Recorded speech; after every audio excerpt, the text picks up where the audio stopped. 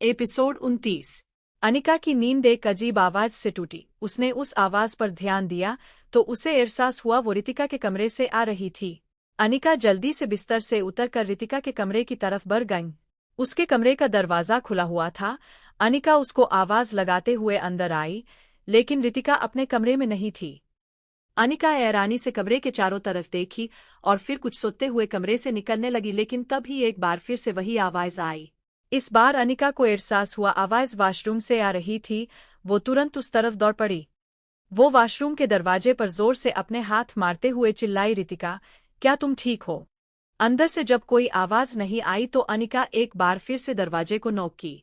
तभी दरवाजा खुला और रितिका पसीने से लथपथ दीवार थामे खड़ी हाफ रही थी। अनिका हैरानी से उसे देखते हुए आगे बढ़कर उसे सहारा देते हुए बोली, क्या हुआ तुम्हें? यदि तबीयत खराब थी तो मुझे क्यों नहीं उठाया? वो इतनी कमजोर दिख रही थी कि वो न तो अच्छे से बोल पा रही और न ही अच्छे से चल पा रही थी। अनिका सवाल जवाब छोड़कर जल्दी से उसे अपना सहारा देकर बिस्तर तक लाई और उसे उस तकिए के सहारे उसे बैठाकर टेबल से पानी उठाकर उसकी तरफ बढ़ा दी। पानी पीने के बाद रितिका कुछ शांत हुई। अब उसकी बढ़ी हुई धड़कन भी नॉर्मल होने लगी थी। डाउट वो अपने पेट को पकड़े हुए धीमी स्वर में बोली, सॉरी मैंने तुम्हें डिस्टर्ब कर दिया।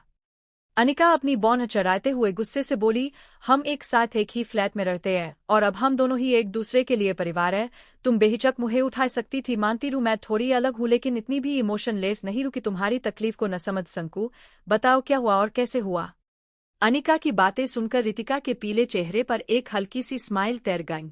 वो अनिका की तरफ देखते हुए बोली, तुम बहुत अच्छी हो, मुझसे सहानुभूति दिखा रही हो।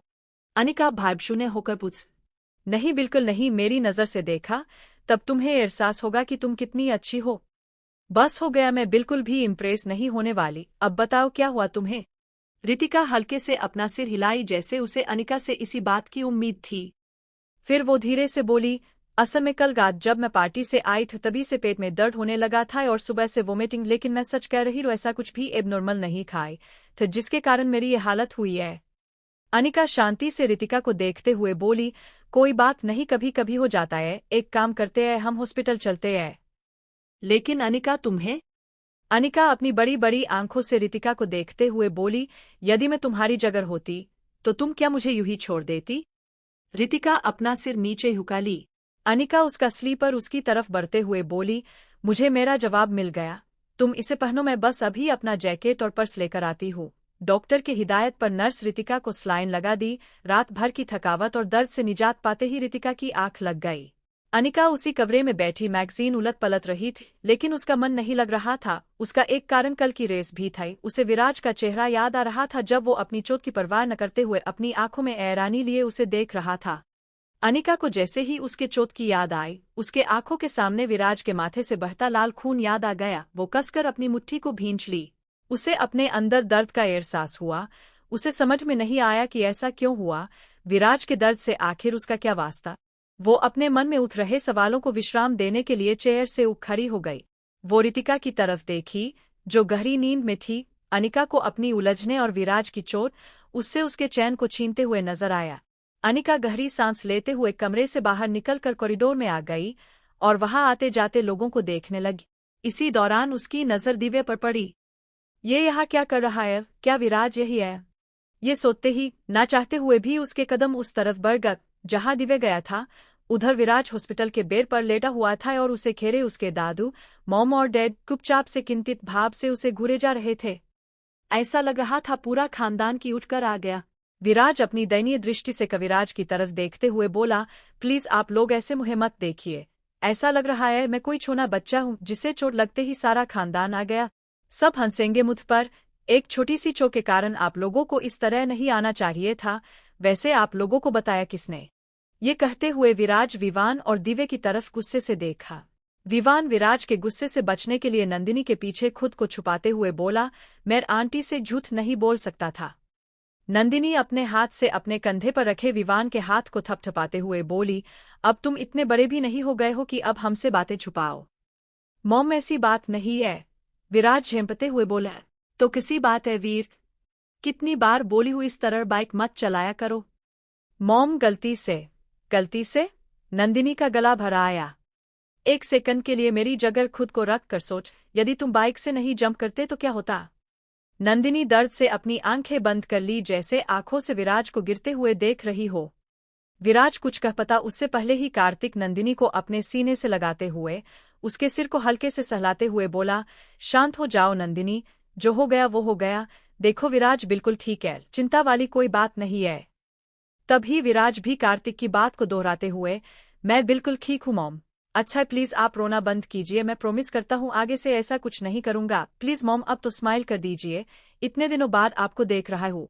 नंदिनी सिसकते हुए अपना चेहरा कार्तिक के सीने निकलकर विराज की तरफ देखी और ओठों पर मुस्कान लिए विराज की तरफ झुककर उसके माथे को चूमते हुए बोली, एक माँ का दिल नहीं है तुम्हारे पास, इसलिए नहीं समझोगे मेरे दर्द को। वो विराज के गाल पर अपना हाथ फेरते हुए बड़े ही ममत्व से पूछी, दर्द तो नहीं हो रहा। विराज का गला भी रूंध आया। वो अपनी नम आंखों से नंदिनी को देखते हुए हल्के से मुस्कुराते हुए अपना सिर न में हिलाया। कार्तिक नंदिनी और विराज को साथ में देखा कर हल्का सा मुस्कुराया और फिर कविराज की तरफ देखते हुए बोला, डैड मैं डॉक्टर से मिलकर रिपोर्ट के बारे में पूछ लेता हूँ, तब तक आप माँ को कॉल कर बता दीजिए वीर ठीक है, वो परेशान हो रही होगी। कविराज अपना सिर हिलाते हुए बोले, अरे हाँ मैं तो भूल ही गया, कितनी बार हेमा कॉल कर चुकी है, अब जवाब नहीं दिया तो नाराज हो जाएगी। कविराज विराज के बाल पर प्यार से हाथ फेरते हुए बोले, अब अपने लाडले को देख लिया, अब मैं ठीक हूँ, इसने तो हमारी जान ही निकल दी थी। और सर पर चढ़ाइए, ये सब उसी लाड प्यार का नतीजा है। कार्तिक बनावटी गुस्से से बोला, मैंने क्या किया जो तुम नाराज हो रहे हो। कविराज थोड़ी नाराजगी से बोला, आप कहाँ कुछ करते हैं डैड, इसका बाइक तो खुद यहाँ आ गया। क्यों। कार्तिक अपने हाथ बांधे हुए अपनी आंखें को छोटी करते हुए कविराज जी को देखा। कविराज थोड़ा खांसने का नाटक करते हुए बोले, अब तुम अपने डैड से ऐसे बात करोगे। विराज मुस्कुराकर कविराज जी की तरफ देखा। कार्तिक कविराज और विराज को मुस्कुराते देखकर झूठ का गुस्सा दिखाते हुए बोला, मुझे सब पता है। पोते दादा की मिली भगत, क्या अब चले डैड, मॉम कॉल का इंतजार कर रही होगी। हाँ हाँ चलो। कार्तिक विराज के हाथ को ठपठपाते हुए बोला, मैं डॉक्टर से मिलकर आता हूँ। विराज हल्के से मुस्कुराते हुए अपने को गर्दन हिलाया। फिर कार्तिक विवान और दिव्य की तरफ पलटे हुए बोला, चलो तुम दोनों भी मेरे साथ कुछ बात करनी। दोनों झट से कार्तिक के पास आ गए। उन्हें पता था यदि वो विराज के सामने रहेंगे तो विराज के गुस्से का सामना करना पड़ेगा। कविराज और कार्तिक विवान और दिव्य के साथ कमरे से निकल गए। अनिका दरवाजे के पास खड़ी सारी बातें सुन रही थी। पहले तो वो वापस जाना चाहती थी, लेकिन सारे परिवार को एक साथ देखकर वो रुक गई। उसके लिए ये सब आश्चर्य वाला पल था। विराज को इतनी भी चोट नहीं आई थी कि सारा परिवार उठकर इस तरह जा उन सब का साथ ये दर्शा रहा था विराज उनके लिए उनके जीवन में कितना महत्वपूर्ण स्थान रखता। जब नंदिनी प्यार से विराज को अपने गले से लगा रही थी तो अनिका की आंखें भर आई। वो हसरत भरी नजरों से विराज के लिए सबका प्यार देख रही थी। इसी प्यार की उम्मीद तो उसने की थी अपनी जिंदगी में, लेकिन उसकी उम्मीद बस एक तमन्ना बनकर ही रह गई थी और अपने जिंदगी में मिले तिरस्कार को ही अपनी जिंदगी समझ ढोए जा रही। जैसे ही वो सबको कमरे से बाहर निकलते देखी, तुरंत दरवाजे के ओट से लगकर खड़ी हो गई, जिसके कारण कोई उसे नहीं देखा सका। उन सब के जाते ही वो वहां से निकलकर एक बार फिर से कमरे के अंदर झांक कर देख, विराज अभी किसी स्पॉइल बच्चे की तरह मुंह बनाए अपना सिर अपनी माँ के कंधे पर रखा कुछ बातें बता रहा था और नंदिनी प्यार से उसके बाल को सहलाए जा रही थी। कितना सुंदर और मनोरम दृश्य था, एक माँ और एक बच्चे का।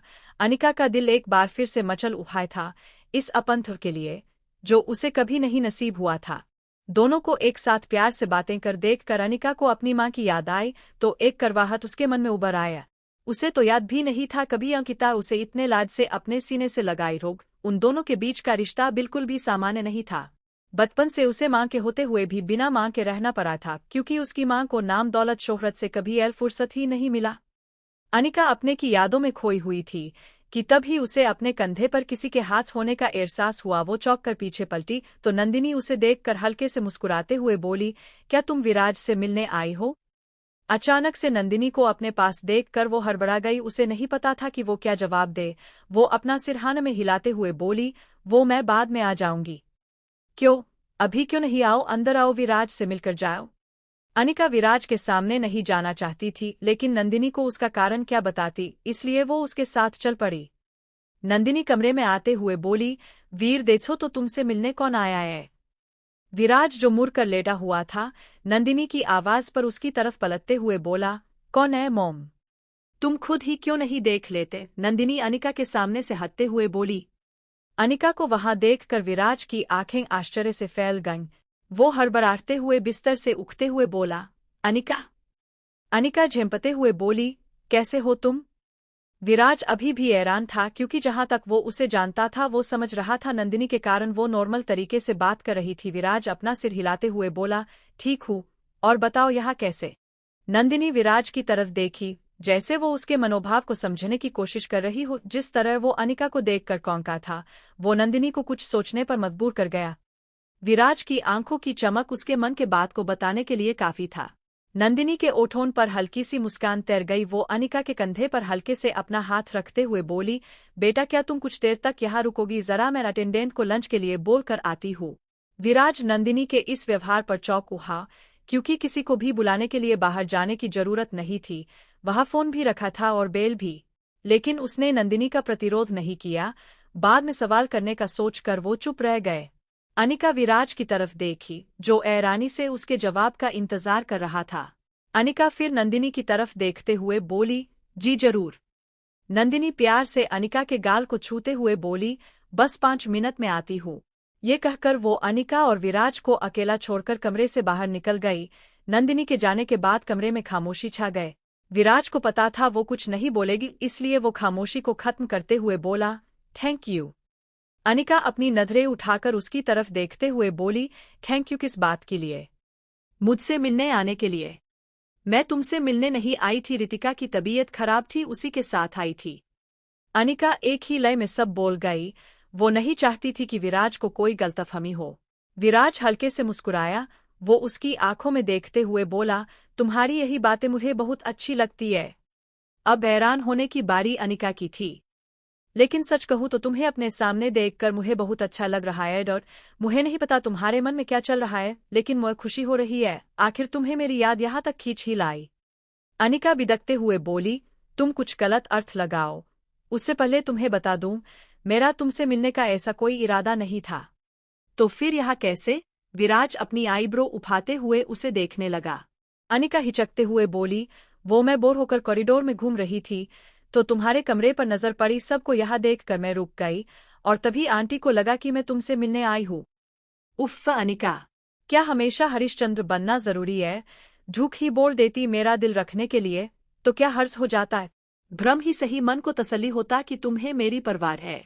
तुम्हारे मुंह से ये बातें अच्छी नहीं लगती, क्योंकि तुम्हें पता ही नहीं है सच का परवार करना क्या होता है। क्योंकि बचपन से तुम ऐसे परिवार में रहे हो जहां तुम्हें उसकी जरूरत ही नहीं पड़ी, क्यों भी सब हर वक्त तुम्हारे आसपास रहे। तुम परवार शब्द का अर्थ नहीं समझो। यदि सच में उसका अर्थ समझना चाहते हो तो फिर किसी ऐसे इंसान से पूछो जिसके पास कोई नहीं उनका परवार करने के लिए। अनिका की बातों से विराज को तनिक देर भी नहीं लगा, उसके अंतरात्मा में चल रहे कशमकश को समझने में। लेकिन विराज उसे दुखी नहीं देखना चाहता था।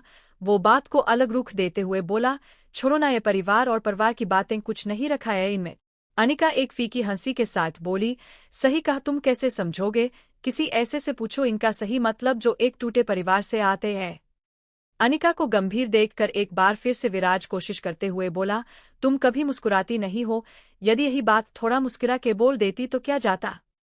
तुम्हारे लिए हर चीज आसान है, मेरे लिए नहीं। तुम उन लोगों का दर्द नहीं समझो जिन्हें सही मायने में मुस्कुराने का अर्थ नहीं पता है। सब तुम्हारी तरह लकी नहीं होते, कुछ लोग ऐसे भी होते हैं जिनकी जिंदगी ताउव्र इस कमी के खोद में बीत जाती है। विराज कुछ देर तक अनिका को देखता रहा, फिर उसकी आंखों में बारी बारी से देखते हुए गंभीरता से बोला, कुछ भी इतना मुश्किल नहीं होता। यदि तुम चाहो तो ये परिवार तुम्हारा हो सकता है, और उनका प्यार भी। अनिका विराज की तरफ देखी जो उसे अपनी शून्य नजरों से देख रहा था। विराज की बातों का मतलब समझते ही अनिका अपनी नजर उससे फेरते हुए बोली, मुझे लगता है अब मुझे चले जाना चाहिए। ये कहते हुए वो मुड़ी ही थी कि नंदिनी अंदर आते हुए बोली, थैंक यू बेटा रुकने के लिए। अनिका मुस्कुराने के सिवा कुछ नहीं कह पाई।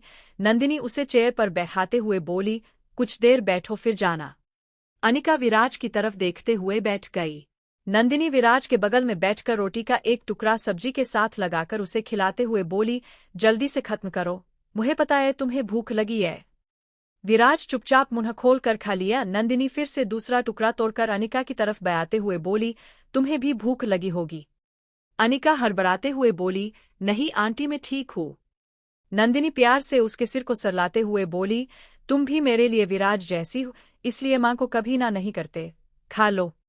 नंदिनी का प्यार और उसकी बातें अनिका की आंखें नम कर गई। वो अपने आंसुओं को रोकते हुए नंदिनी के हाथ का निवाला खा ली। इस प्यार की अनुभूति उसे जिंदगी में पहली बार हुई थी। अनिका को लगा यदि अब वो वहां रुकी तो रो पड़ेगी, इसलिए जल्दी से खड़ी होते हुए बोली, आंटी मुझे जाना होगा, मेरी दोस्त तब उब गई होगी।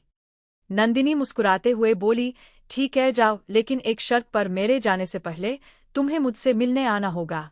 नंदिनी आगे बढ़कर उसे अपने गले से लगा ली।